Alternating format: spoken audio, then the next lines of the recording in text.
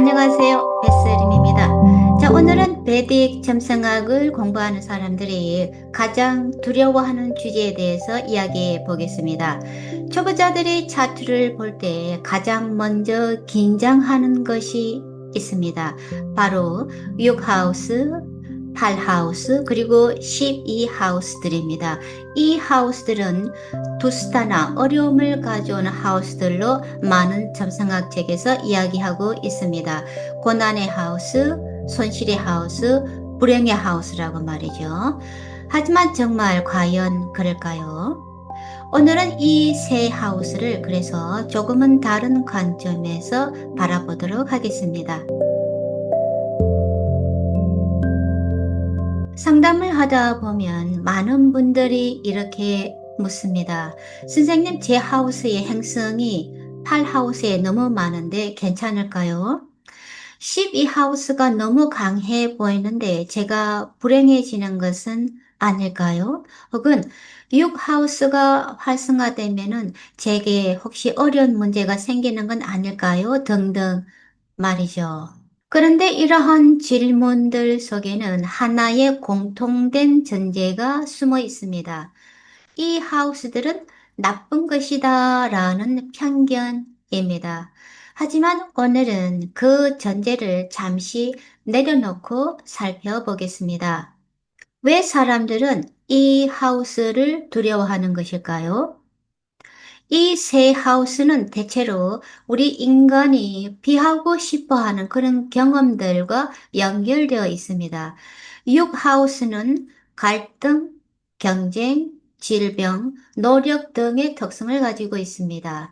8하우스는 변화, 상실, 위기, 죽음과 재생 등을 특성을 가지고 있습니다. 12하우스는 놓아버림, 고독, 끝맺음, 손실 등을 의미하고 있습니다. 정말 듣기만 해도 부담스러운 그런 경험들입니다. 하지만 자세히 보면은 이 하우스들이 의미하는 것은 모두 자아가 통제할 수 없는 경험들을 나타내고 있습니다. 먼저 6하우스는 흔히 적의 하우스로 알려져 있습니다. 하지만 실제로는 성장을 위한 훈련장에 가깝습니다. 우리의 근육은 저항을 통해서만 만들어지게 됩니다. 우리의 지혜도 마찬가지입니다. 삶에서 아무런 어려움이나 갈등도 겪지 않은 사람은 자신의 한계를 알 수 없습니다. 6하우스는 우리 안에 있는 미성숙함을 드러내는 그런 것을 나타냅니다. 그리고 그것을 성장시키게 만드는 것이 바로 6하우스입니다. 다음으로 8하우스는 가장 오해가 많은 하우스입니다. 많은 사람들이 8하우스를 생각할 때 죽음, 사고, 불행 등만을 떠올리게 됩니다. 하지만 실제로 8하우스는 변형의 하우스입니다. 애벌레가 나비가 되려면은 기존의 형태가 무너져야 합니다.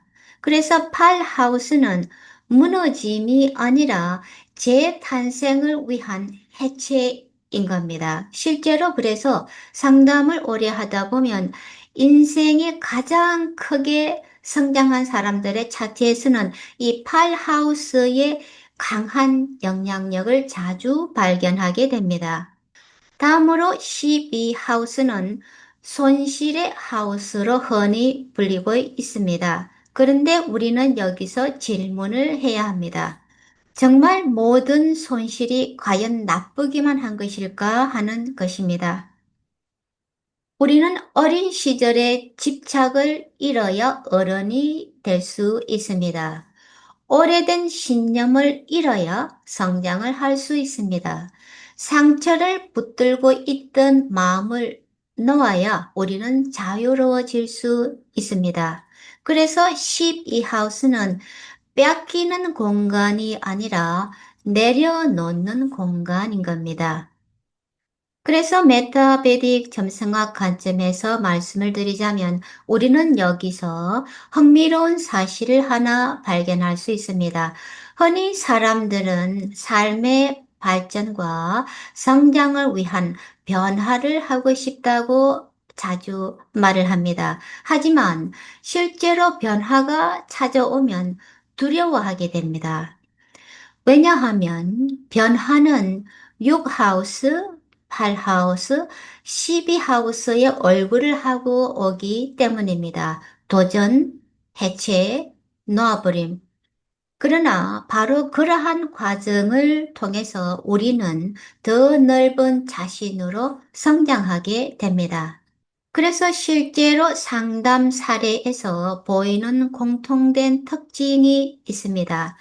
6하우스가 강한 사람들은 문제를 해결하는 능력이 아주 뛰어난 것을 자주 볼 수 있습니다. 8하우스가 강한 사람은 삶의 본질에 대한 통찰이 아주 깊은 경우가 많습니다. 12하우스가 강한 사람은 명상, 치유, 예술, 봉사 등의 아주 특별한 재능을 보이는 경우가 많습니다. 그래서 이 하우스들이 강하다는 것은 불행하다는 의미가 아니라 특별한 삶의 과제를 가지고 있다라는 의미인 겁니다. 그래서 개인적으로 저도 오랫동안 베딕 점성학을 하면서 얻게 된 중요한 삶의 통찰이 있습니다. 보통 사람들은 팔하우스적인 시간이 오면 왜 이런 일이 나에게 일어났지? 라고 묻습니다. 12하우스적인 사건이 오면 내가 뭘 손해본 거지? 뭘 잃은 거지? 라고 묻습니다. 6하우스적인 사건이 오면 왜 이렇게 힘들지? 왜 이렇게 나만 힘든 거지? 라고 묻습니다.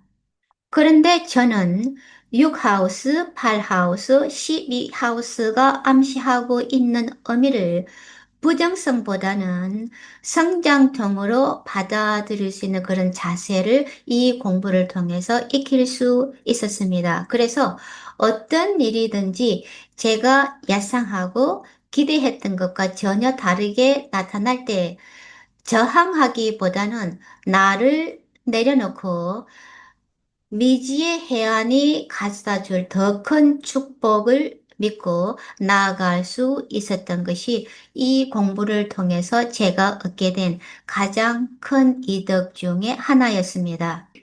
그러므로 여러분이 오늘 강의에서 기억해야 할 사실은 하나입니다.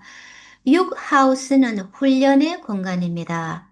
8하우스는 변형의 공간입니다. 12하우스는 내려놓음의 공간입니다. 우리가 두려워하는 것은 이 하우스들 자체가 아닙니다. 그 안에서 일어나고 있는 변화입니다. 하지만 인생을 돌아보면 우리를 가장 크게 성장시킨 그런 경험들은 대개 편안한 순간이 아니라 바로 그러한 변화의 순간들이었습니다. 그래서 다음 시간에는 반대로 사람들이 무조건 좋다고 생각하는 5하우스와 9하우스에 대해서 이야기해 보겠습니다.